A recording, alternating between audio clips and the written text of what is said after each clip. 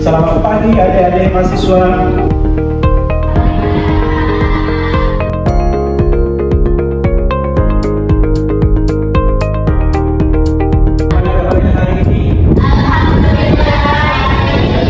Sebelum kita memulai materi kita kali ini, maka saya izinkan kepada mahasiswa untuk membuka doa dalam pertemuan kita hari ini. Berdoa sebelum kita mulai pertemuan kita hari ini. Doa dimulai.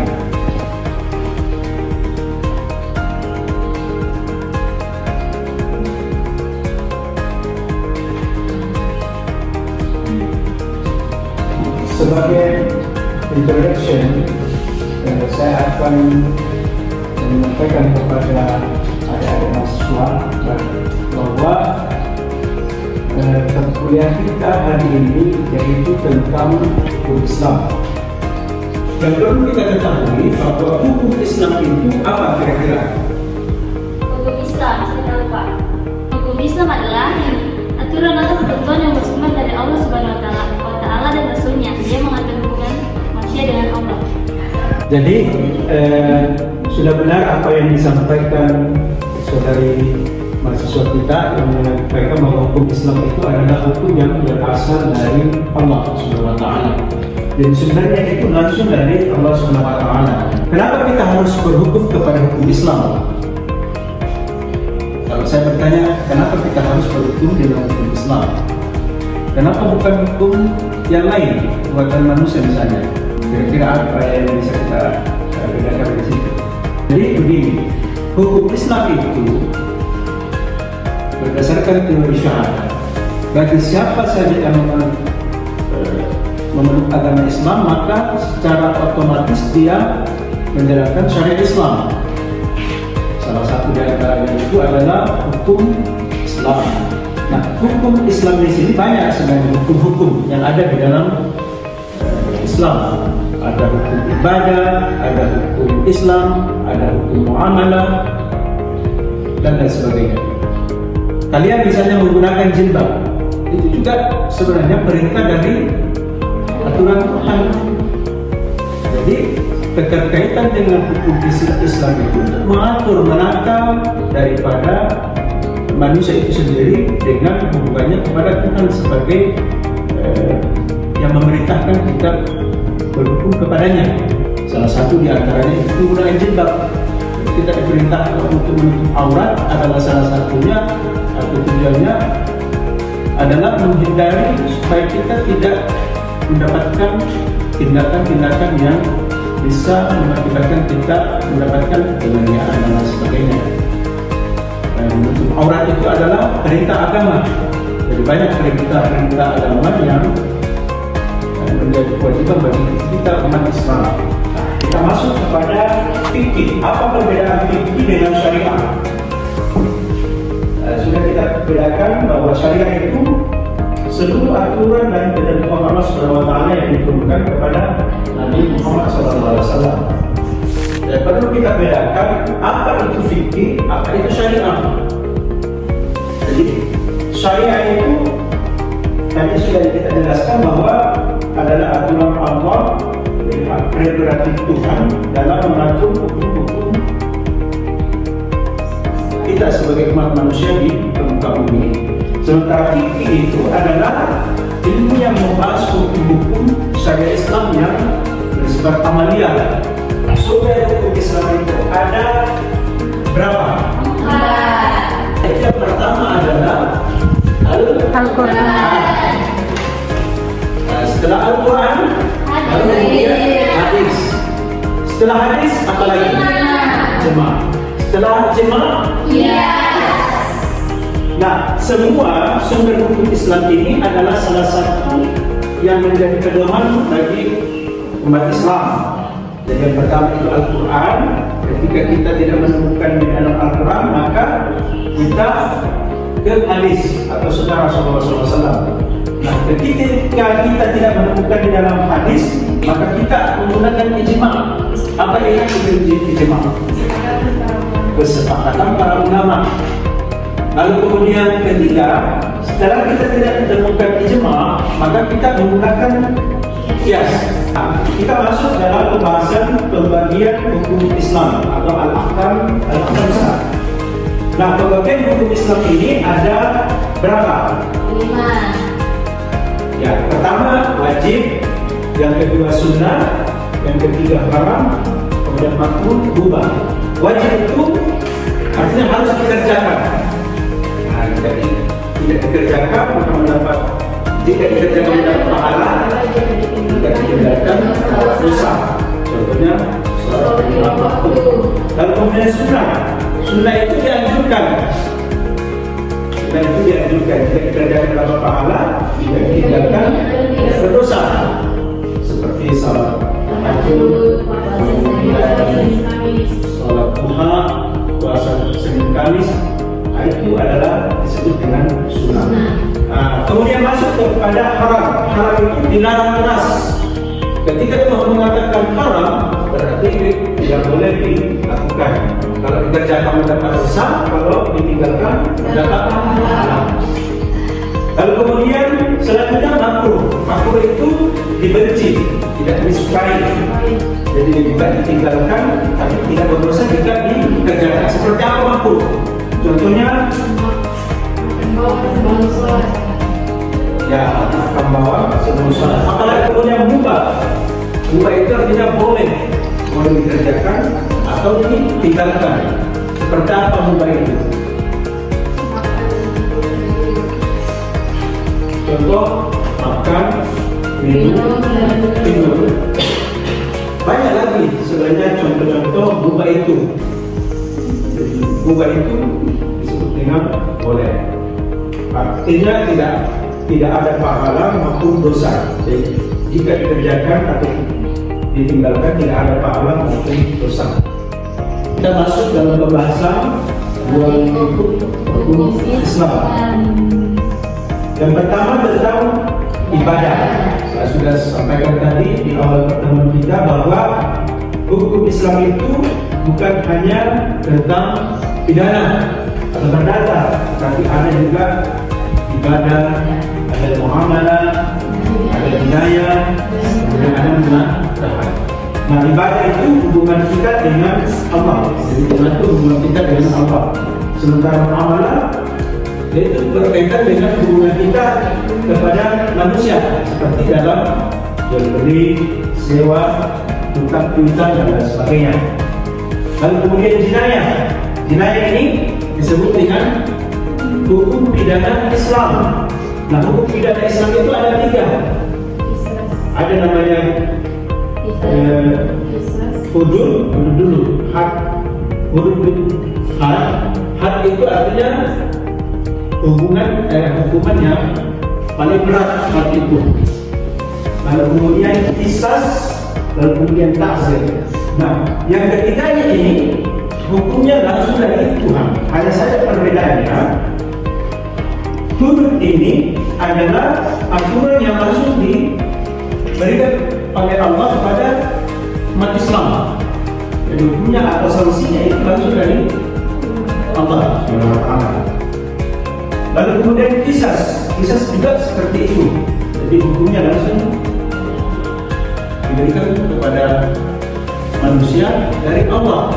Jadi hak prerogatif Tuhan memberikan sanksi kepada pelanggar-pelanggar kisas. Hanya saja kisas ini ada namanya qiyad dan rugi. Jadi begitu misalnya ada korban memaafkan pelaku, maka bisa saja dia tidak memberikan sanksi karena dia sudah membayar ganti rugi. Tetapi harus ada kesepakatan. Jadi tidak boleh misalnya tidak mendapatkan sanksi. Nanti ada kesepakatan dari pihak korban, tidak mana bisa memaafkan. Nah, kalau dia memaafkan tanpa bayar tanpa mengganti dengan penipuan dan lain sebagainya, maka itu berarti dia dimaafkan. Biasanya muamalah ini adalah bukan hukum pidana, tetapi hukum perdata. Nah, muamalah ini berkaitan dengan antara manusia dengan manusia manusia yang lainnya, artinya hubungan kita sesama manusia diatur. Bagaimana ketika kita jual beli, bagaimana kita sewa menyewa, bagaimana ketika kita utang bagi yang menyewa tentu bagi yang berhutang harus membayar utangnya. Ketika jual beli itu juga harus transparan, tidak boleh ada yang tidak boleh ada yang dirugikan. Jadi sama-sama menguntungkan. Ya, pembahasan kita berikutnya adalah tujuan hukum Islam. Apa itu tujuan hukum Islam? Atau disebut dengan maqasid syariah. Maqasid syariah itu ada beberapa. Yang pertama itu adalah hifzud din. Kemudian kedua adalah hifzud nafas. Yang ketiga hifzud akal. Yang keempat hifzud nazar. Dan kemudian kelima hifzul mal. Apa yang pertama? Hifzul din, menjaga agama. Agama itu tidak boleh kita permainkan dalam ajaran Islam. Tidak boleh kita murtad atau riddah. Ada beberapa yang harus diketahui bahwa dalam Islam itu ada zaini, nafsu binafsi, ada diri, wajibariku dan jamaah. Apa itu? Tidak boleh kita murtad, tidak boleh kita keluar dari ajaran Islam atau keluar dari agama Islam. Itu yang pertama. Yang kedua, hifzul nafas, menjaga jiwa. Apa itu menjaga jiwa? Nyawa.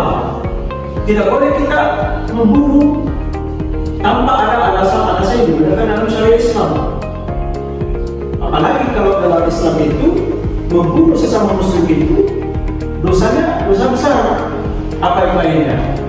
Wa may yaqtul mu'mina, barang siapa yang membunuh mukmin dengan sengaja muta'ammidan fajaza'u, maka balasannya itu jaza khalidan fiha. Jadi balasannya itu neraka jahanam. Neraka jahanam itu tidak bisa kita keluar. Khalidan fiha, kekal di dalamnya. Maka di dalam ada adaban aziman. Jadi Allah murka kepadanya, Allah mempersiapkan siksaan yang besar kepada pelaku pembunuh seperti ini. Kemudian hifzul akal, menjaga akal. Akal ini adalah sesuatu yang penting bagi kita umat manusia. Yang membedakan kita dengan memori itu dari akal. Itulah sehingga kenapa akal itu dipelihara untuk membedakan kita dengan orang-orang yang tidak berakal, jahil. Artinya orang yang tidak berakal itu seperti orang gila dan sebagainya. Nah, orang yang berakal ini adalah orang yang diberikan beban mukallaf, diberikan beban sebagai dalam hukum itu. Kira-kira ada yang bertanya kira-kira?